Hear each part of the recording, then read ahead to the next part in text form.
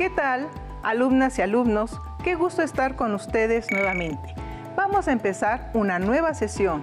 Soy la maestra María de los Ángeles Monroy Gómez Franco.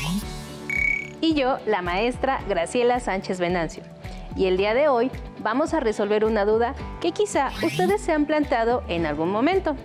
¿No les da curiosidad saber cómo somos capaces de convertir una manzana para poder pensar, movernos o incluso respirar? Para ello, vamos a estudiar el aprendizaje esperado. Identifica las funciones de la célula y sus estructuras básicas: pared celular, membrana, citoplasma y núcleo. Y también veremos que la nutrición, la respiración y las células del cuerpo de todos los seres vivos dependen uno de otro a través del propósito: reconocer la importancia de la nutrición y respiración celular, así como de la fotosíntesis. Para esta sesión, llamada Juntos pero no revueltos, ¿o sí? Estamos seguras de que este tema les será interesante y les permitirá identificar cómo funciona el interior de sus cuerpos. Por tanto, les sugerimos realizar anotaciones, escribir dudas y llevar a cabo actividades que desarrollaremos en este día. Les invitamos a tener a la mano sus útiles escolares. De igual manera, estén atentas y atentos al concepto que se mencionará y será incluido en el abecedario biológico. En sesiones anteriores hemos estudiado en diferentes temas que la materia no se crea ni se destruye, solo se transforma. Por ejemplo, en los ciclos biogeoquímicos. Y seguramente ya comprenden cómo se da la transferencia de la materia y la energía a lo largo de las redes alimentarias. Pues bien, ahora veremos cómo estos procesos se llevan a cabo en cada individuo, es más, en sus componentes estructurales microscópicos, que son las células. En la célula se transforma la materia y la energía, pero ¿cómo hace una célula para transformar y utilizar los materiales y la energía que necesita para vivir? ¿De dónde obtiene esos materiales y energía? Precisamente, maestra. Esas serán las incógnitas que estaremos resolviendo en la sesión de hoy. Claro está, gracias a las aportaciones que han realizado muchos científicos al respecto. Abordaremos dos de las funciones sustanciales que se realizan en los seres vivos y que los caracterizan. Son la respiración y la fotosíntesis. Esta última solo la realizan las cianobacterias, algas y plantas. Y es de donde se origina precisamente la transferencia de materia y energía en los seres vivos. De manera que veremos que la nutrición, la respiración celular y la fotosíntesis son funciones que dependen una de otra. Iniciemos. ¿Qué haces, maestra? Estoy comprobando que durante la respiración exhalamos dióxido de carbono para mostrárselo a nuestras alumnas y alumnos. ¿Pero cómo lo vas a saber? Leí que al soplar durante 30 segundos en agua segunda de cal, esta que está formada por hidróxido de calcio, esta reacciona con el dióxido de carbono y se forma una sustancia llamada carbonato de calcio, blanquecino, y su preparación es muy sencilla y fácil de observar.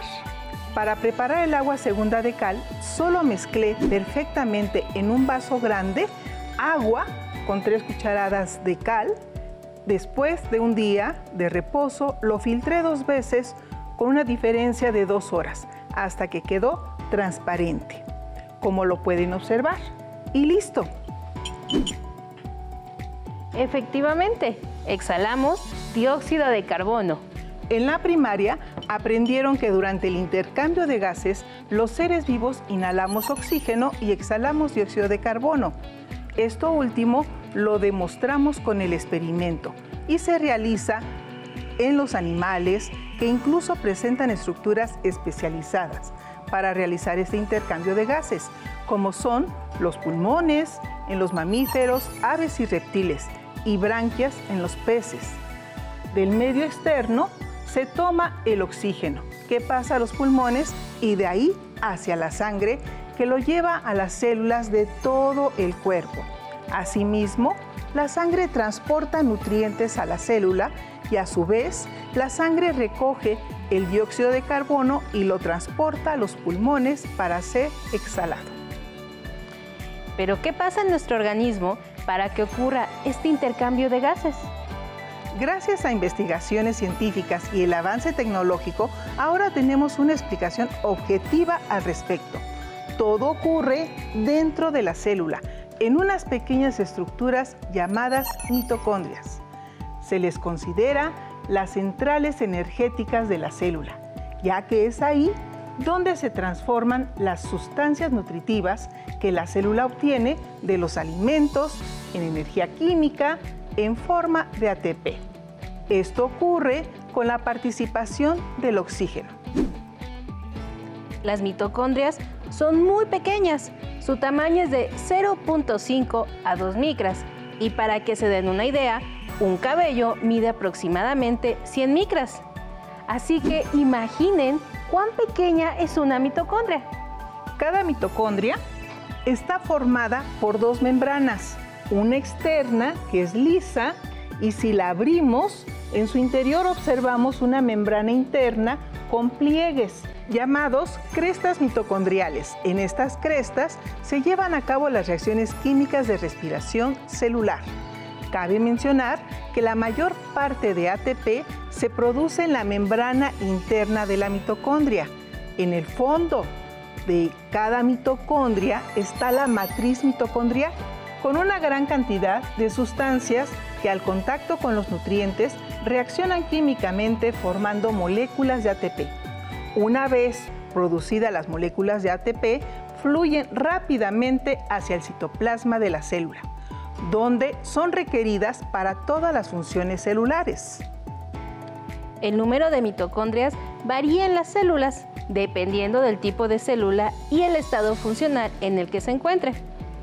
Son más abundantes en células que poseen un metabolismo más intenso y su distribución dentro de las células es mayor en la parte más activa. Por ejemplo, en las células del hígado, llamadas hepatocitos. Se ha estimado que pueden contener alrededor de 800 mitocondrias por célula. Otro ejemplo son las células musculares estriadas, que están llenas de mitocondrias que proporcionan la energía necesaria para la contracción muscular. ¿Y cuál es la función de las mitocondrias? Llevar a cabo el proceso por el cual se transforman los nutrientes de los alimentos en energía para que la célula pueda realizar sus funciones. Y a dicho proceso se le llama respiración celular, que consiste en la transformación de la glucosa con la participación del oxígeno en ATP, la molécula energética que permite realizar todas las funciones vitales. Ah, ¿es aquí donde se relaciona la nutrición con la respiración? Exacto. Cuando comemos, por ejemplo, una manzana, la digestión propicia la extracción de los nutrientes como la glucosa que son transportados por la sangre a las células del cuerpo. Entonces, los nutrientes que ingresan a la célula a través de la membrana plasmática son aprovechados, por ejemplo, si entran moléculas como la glucosa, estas serán degradadas para formar compuestos energéticos, el adenosín trifosfato o ATP. La energía del ATP será usada según las necesidades de la propia célula, ya que todas las partes de la célula necesitan energía para tener un buen funcionamiento. Entonces, para que se pueda respirar necesitamos glucosa y oxígeno. Así es, en los alimentos hay sustancias que generalmente tienen un sabor dulce. Estos pertenecen al grupo de los carbohidratos, a los que llamamos comúnmente azúcares, los cuales almacenan gran cantidad de energía entre las uniones de sus átomos que los forman. Imagínense qué tan importante es la respiración celular. Si comparamos El funcionamiento de un automóvil que no tiene gasolina simplemente no funciona, pero se mantiene su estructura. Si una célula no obtiene energía, no solo no funciona, sino además al poco tiempo muere y se desintegra. Ahora vayamos a conocer cómo interaccionan los pulmones, el sistema circulatorio y el consumo de alimentos en el proceso de la respiración celular. Los seres vivos toman del medio externo el oxígeno que pasa a los pulmones, viajando hasta llegar a unos pequeños sacos llamados alvéolos.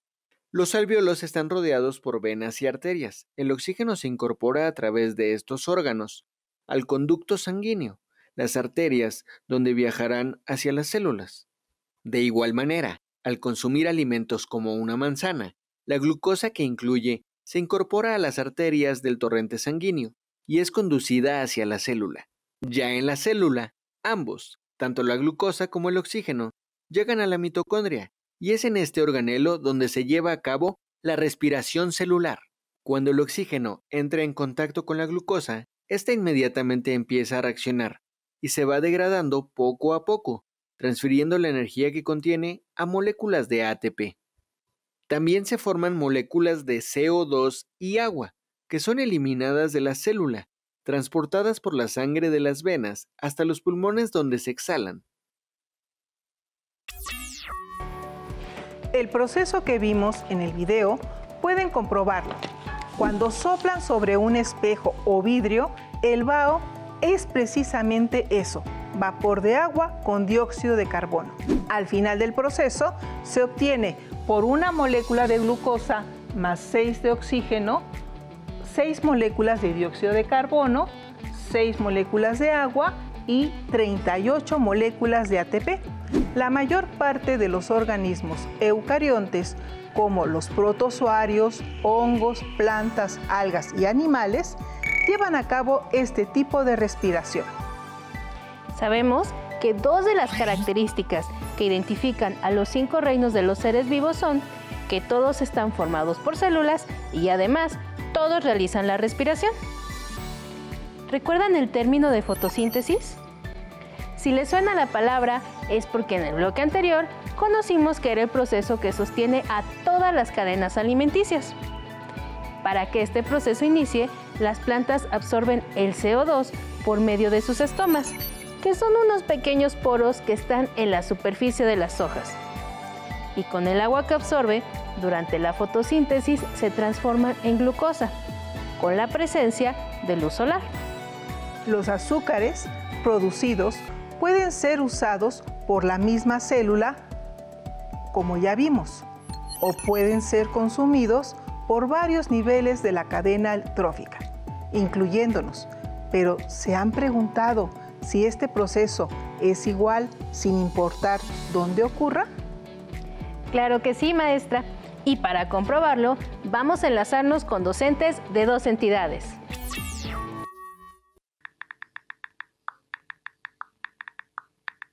Hola a todas y todos. Yo soy la maestra Gabriela Libertad Corona Ibarra Navarro y estamos en el estado de Nayarit.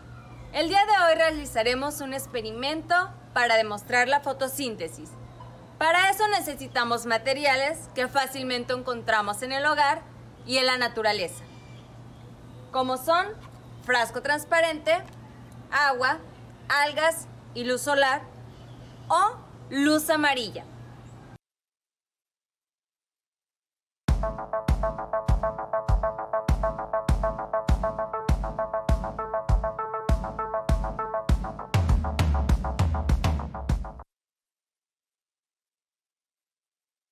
Después de un momento, la planta empieza a hacer su proceso fotosintético y las burbujas con oxígeno empiezan a aparecer.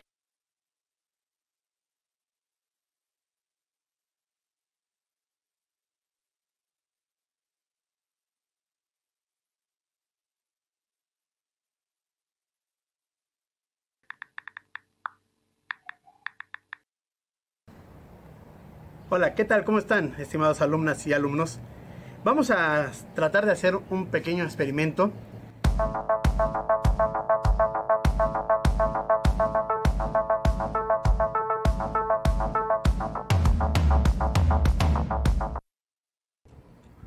Como pueden ver desde esta perspectiva, las burbujas de oxígeno producidas por el proceso fotosintético. Y en la parte superior podremos ver esas pequeñas gotas que se van formando, pero noten en la tapa cómo está abombado. Quiere decir que hay acumulación de oxígeno.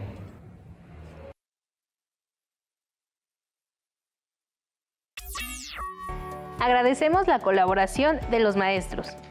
Como hemos observado, los resultados de los experimentos realizados en diferentes entidades son los mismos, sin importar el lugar donde se realicen, pues las plantas, aun cuando cambiaron las condiciones geográficas de las entidades, como la altitud y el clima, entre otras, realizan la fotosíntesis, produciendo el oxígeno y nutrientes.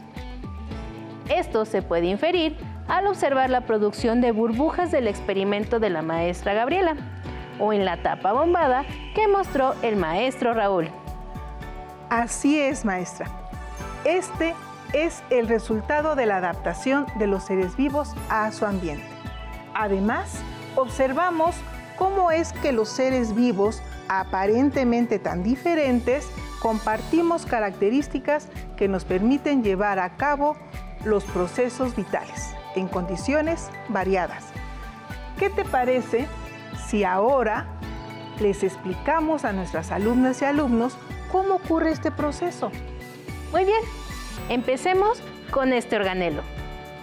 Ya lo conocen, es el cloroplasto, pero vamos a ver cómo es por dentro. Si observan, aquí tienen unos discos que se llaman tilacoides. Y cuando los apilamos como monedas, a estas pilas de tilacoides las llamamos granas. Los tilacoides son muy importantes, pues es aquí en específico donde se encuentra la clorofila. Y es aquí donde se transforma la energía del sol en energía química. A estos espacios entre los tilacoides se les denomina estromas. Atención, esta palabra lleva R. Por estos estromas, toma el dióxido de carbono para hacer su proceso de fotosíntesis. Estas dos partes de los cloroplastos se complementan en las dos fases que comprende la fotosíntesis. Veamos cuáles son.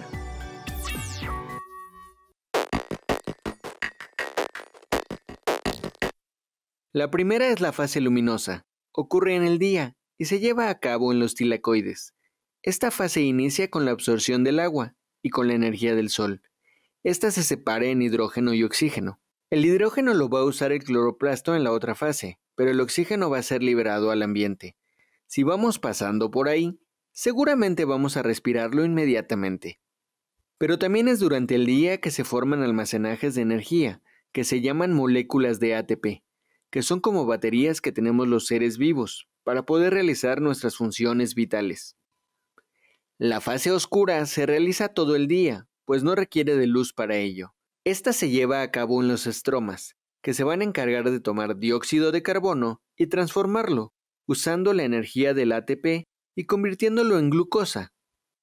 Y esa glucosa no solo va a servir como azúcar, sino también como materia prima para formar otros carbohidratos, proteínas, hormonas, entre otras sustancias. Como vimos en el video, el oxígeno es el residuo de los procesos de fotosíntesis, aunque para nosotros es un producto de gran importancia, pues es un gas que nos permite mantenernos vivos. Y cada vez que nosotros llevamos a cabo la respiración, desechamos un gas que ya no nos sirve, el dióxido de carbono, que después es utilizado por las plantas, pues es importante para ellas. Se puede decir que de esta manera los complementamos con las plantas. Nosotros respiramos oxígeno y ellas realizan la fotosíntesis a partir del dióxido de carbono. Comprobemos esto con la siguiente demostración. Aquí tenemos una pequeña vela. El proceso mediante el cual se encienden es el de la combustión.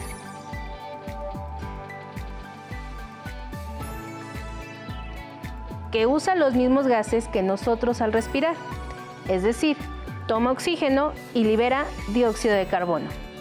Ahora vamos a observar qué sucede cuando coloco el frasco.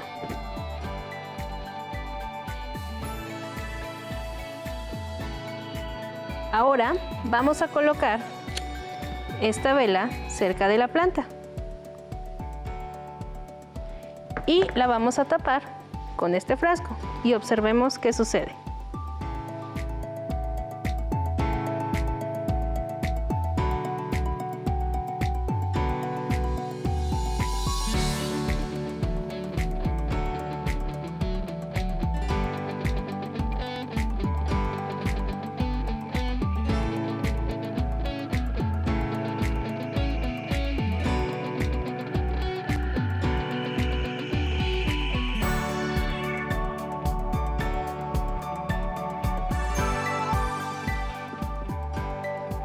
Recuerden que uno de los productos de la fotosíntesis es el oxígeno. Así que, ¿cuál es su hipótesis? ¿Qué creen que vaya a pasar? Veamos. Como observaron, la vela del frasco vacío se apagó más rápido. Esto es porque la vela de este frasco tomó todo el oxígeno contenido y ahora está lleno de dióxido de carbono. En cambio, en este otro, la planta ayudó a transformar el dióxido de carbono de la vela en oxígeno. Esto demuestra cómo se relaciona la respiración, tanto de este reino como del nuestro, pues el gas de desecho de la respiración vegetal es el principal gas de nuestra respiración y viceversa. De ahí la importancia de estos procesos biológicos.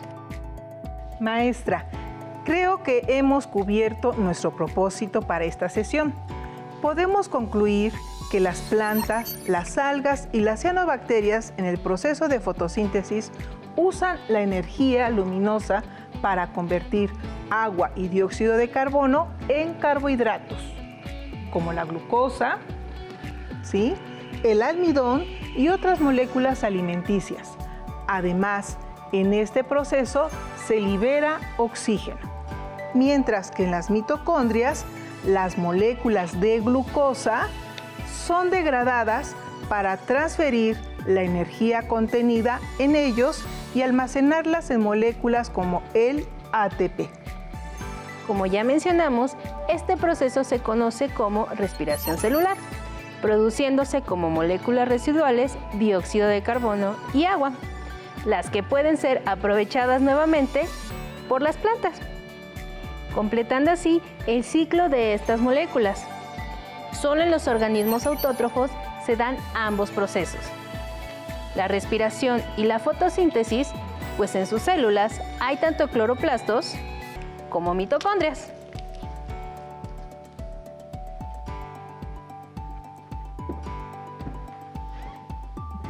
Otro punto de conclusión es que todos los seres vivos estamos conectados en nuestros procesos biológicos, no solo a nivel externo, sino también las partes más pequeñas que nos conforman, las células.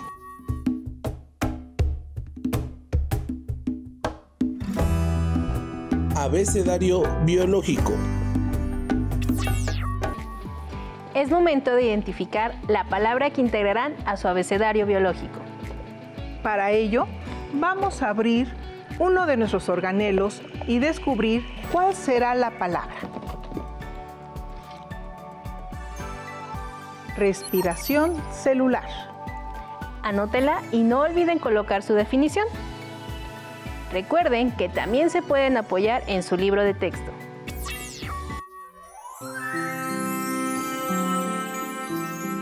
Este es el reto.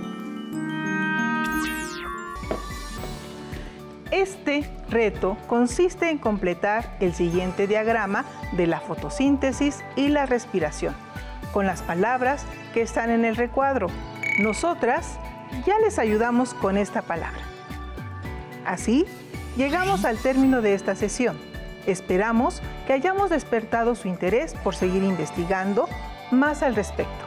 Agradecemos a los profesores Gabriela Libertad del estado de Nayarit y al profesor Raúl Hurtado de Jalisco.